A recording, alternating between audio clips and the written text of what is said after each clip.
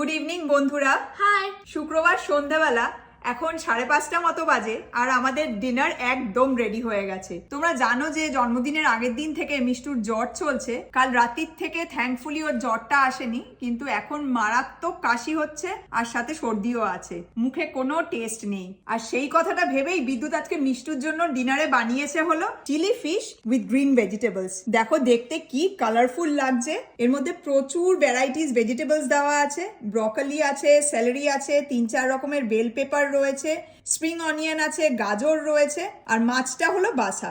মানে টেস্ট আর হেলথ দুটোই মাথায় রেখে এই চিলি ফিশটা বানানো। চকচক ঝাল ঝাল দারুণ লাগছে।